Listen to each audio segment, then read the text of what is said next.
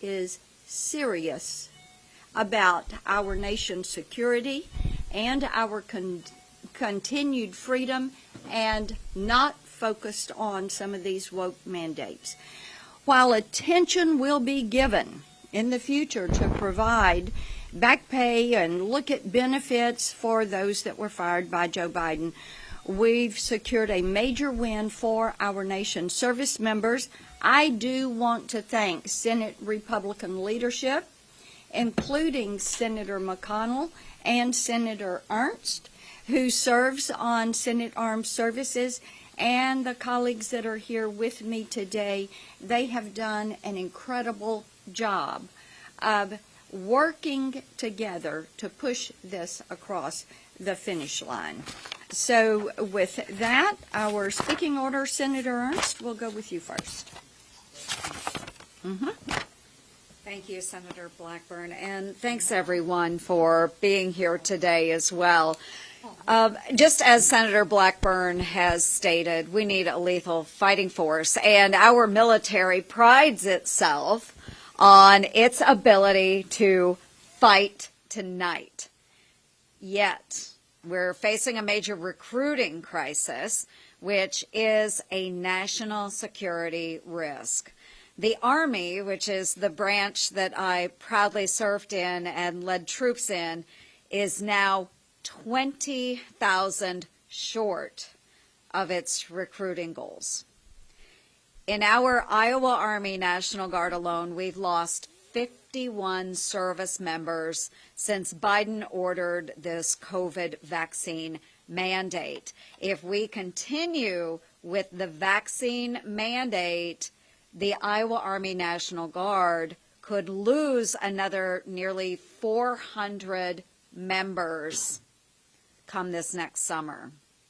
So this is a clear readiness issue for our forces. The President and the Pentagon should be very laser focused on ensuring that U.S. military members and the overall institution remains the most lethal fighting force on the face of the planet.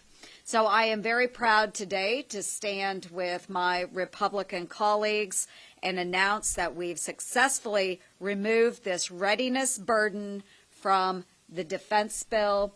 And I would like to thank Senator Blackburn for her incredible efforts in bringing our conference together on this. We are very glad that it has been successful. So thank you so much. Again, I would like to thank Senator Blackburn for her work on this. You know, in Mississippi, we're very proud of our armed services. We're very proud of those that choose to make this a career and that actively seek this path. And this mandate has certainly been a problem. I've been concerned about the administration's overreach on many things, but at least we're finally able to stop some of this.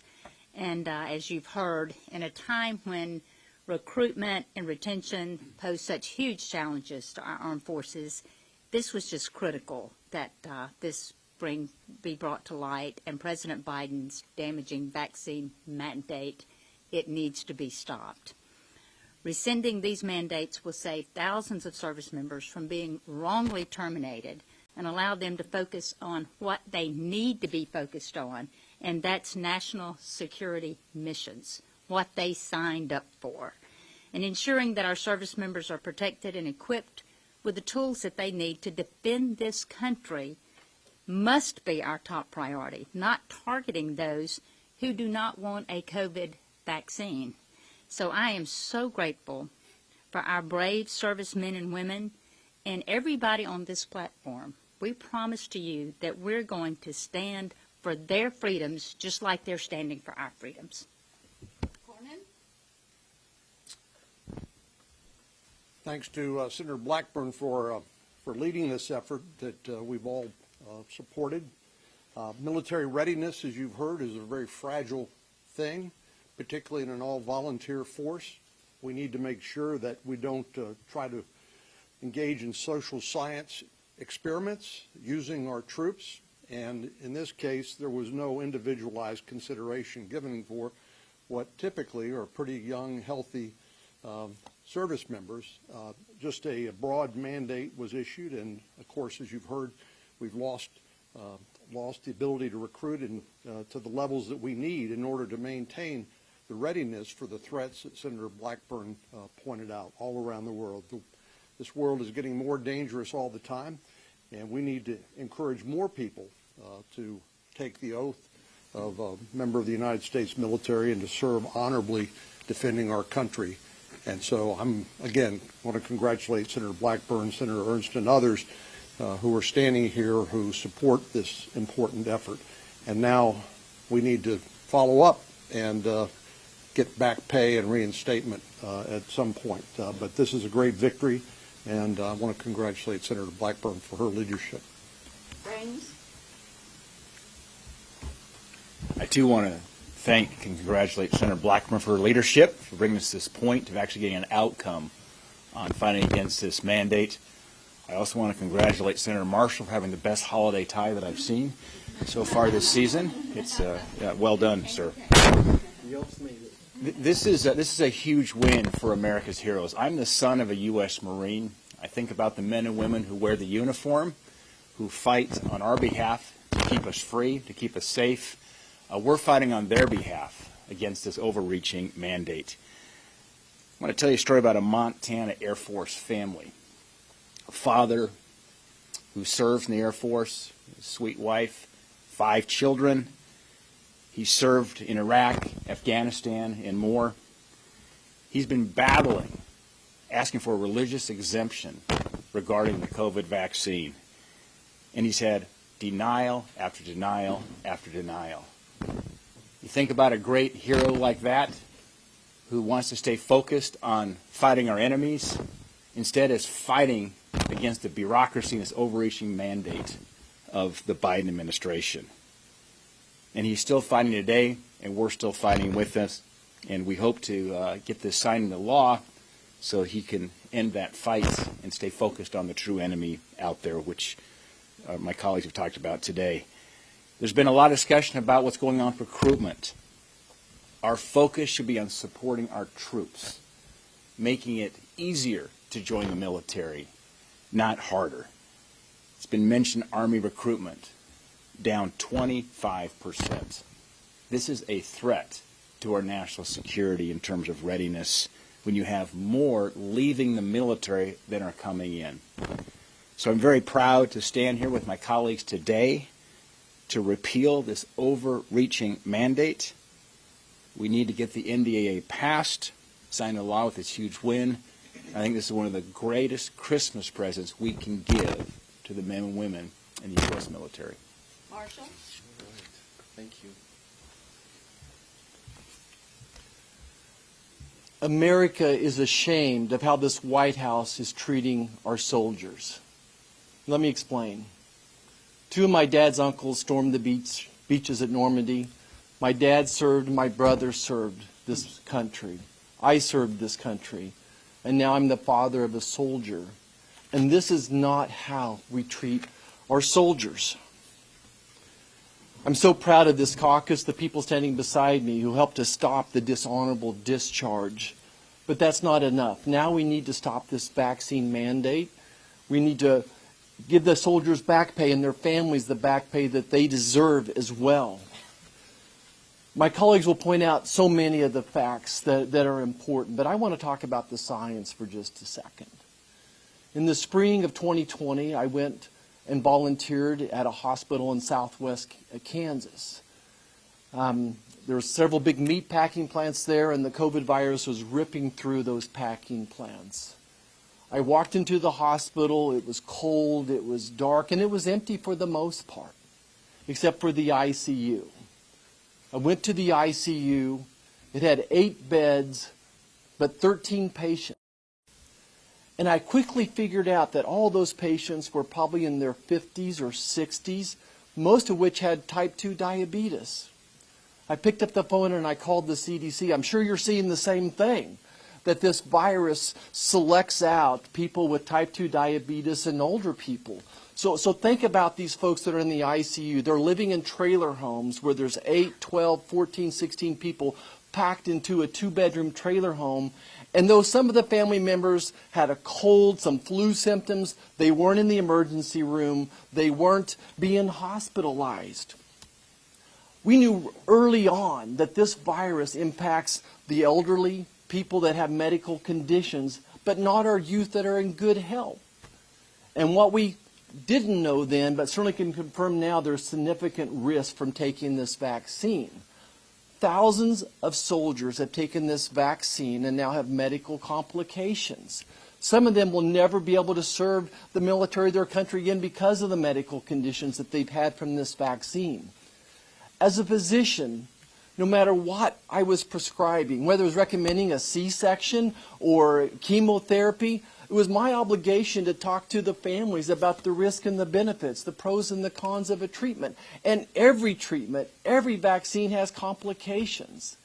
And we know that the complication risk, especially for young, healthy men, is extremely high from the vaccine, causing pericarditis and other autoimmune problems. And now we want to still kick them out of the military because they refused the vaccine? And I'm not even addressed natural immunity, that we knew all along natural immunity would be better than this vaccine. America was led down a path of lies and deception from Dr. Fauci, the NIH, the CDC, never willing to recognize the science that we already had a good feeling for in March and April. And still today, they refuse to recognize their mistakes, and we're punishing our military and family for their stupidity and their bullheadedness. I'm ashamed of how this White House is treating our military. Langford? Well, Merry Christmas, everybody. Months ago, the White House declared the pandemic is over. But for our military, apparently the pandemic is still going on. There's still a requirement if you're going to enter the military. There's still a requirement to be able to maintain in the military, and they're not getting basic answers to questions. There's been a team effort, and a lot of folks have been pushing this. And an area that I've been working on a lot is the religious accommodation issue. That's a standard practice, quite frankly, within the military.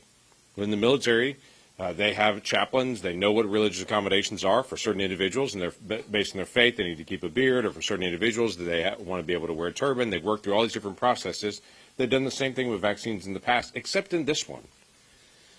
In this case, members of the military that asked for religious accommodation just weren't given answers. They were just parked off to the side. They would meet with their chaplains, which is the normal process. It would go up through the chain of command. It would get to commanders, and there would be no answer that would come down. We have thousands of members of the military that have been waiting for a year and a half now just to be able to get an answer to their question, do I get a religious accommodation on this one or not? And it's always been, wait, we're thinking about it.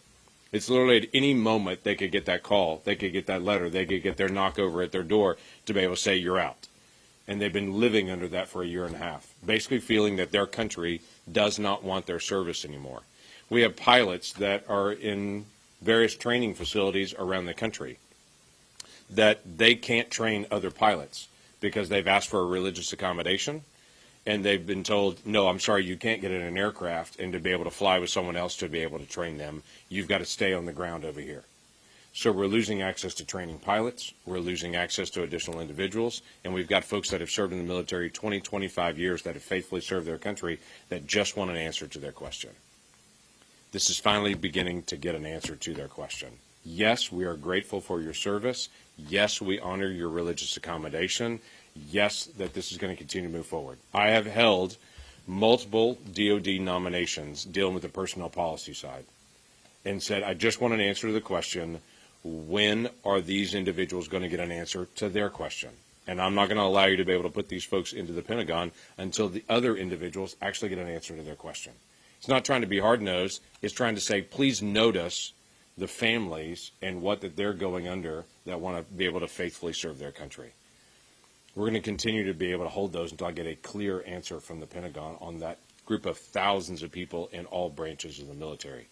I'm very grateful to Senator Blackburn and her leadership and multiple others that have stepped up in multiple other ways. I've met with the chaplain's leadership. I've met with multiple individuals in the Pentagon, as she has and as multiple of us have as well.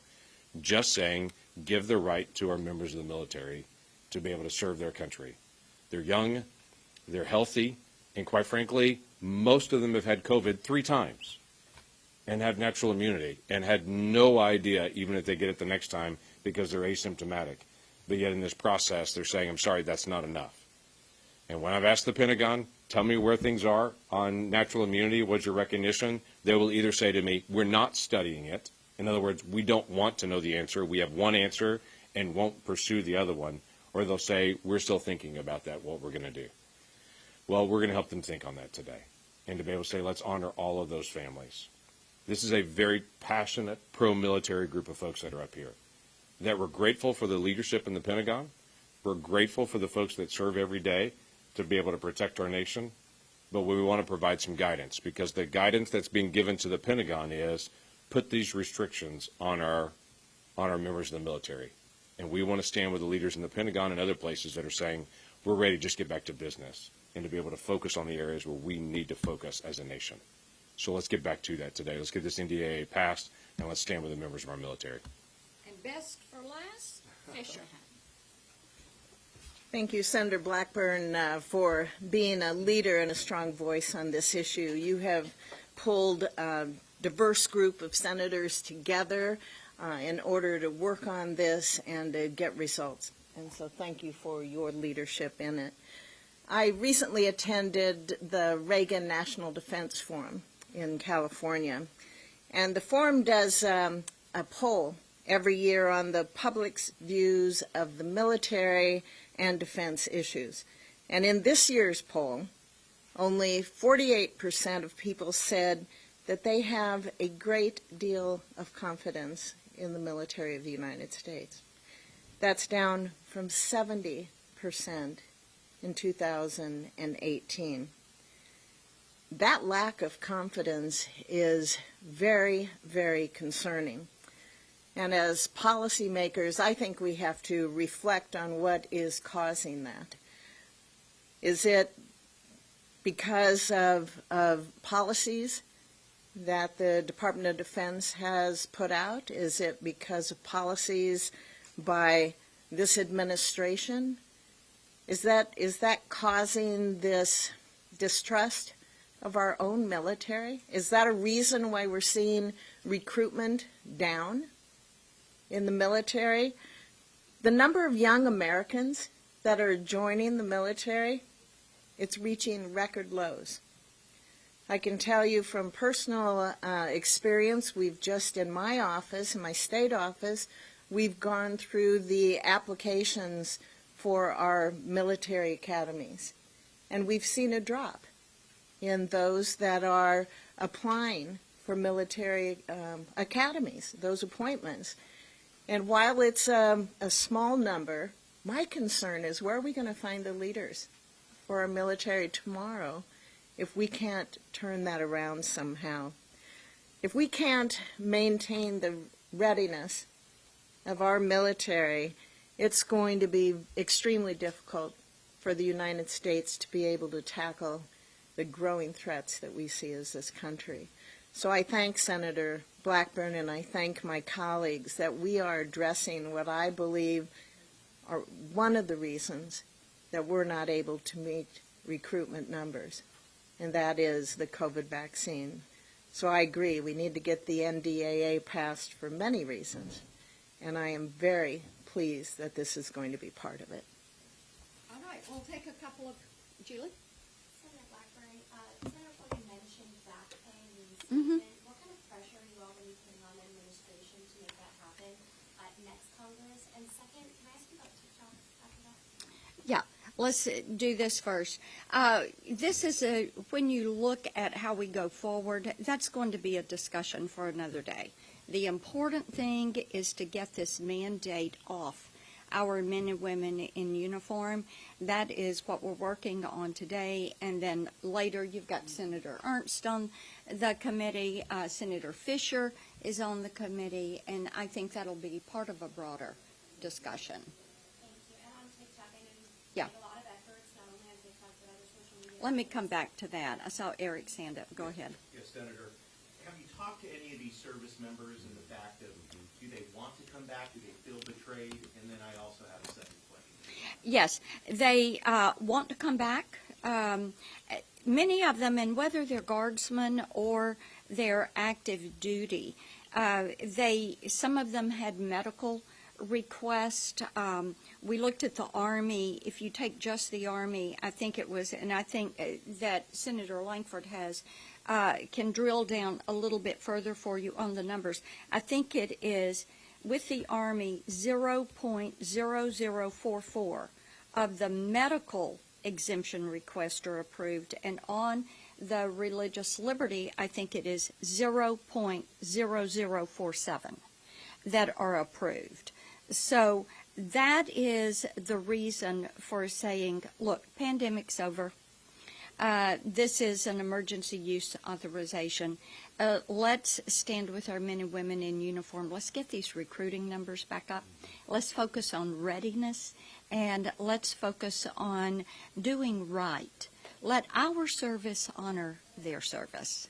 So, Aisha? Senator Blackburn, the White House has called this a mistake, that this is going to put service members at risk, and it creates this logistical nightmare when it comes to deploying troops into a country that might still have vaccine mandates in place. How do you respond to that? Yes, I think what we have to look at is readiness overall. In strength is a big component of readiness. Joni knows this. She has commanded a group. She knows that readiness and going through that process of redeployment training, things of that nature, looking at great power competition, that should be the focus. And as Senator Langford said, many of these people have had COVID.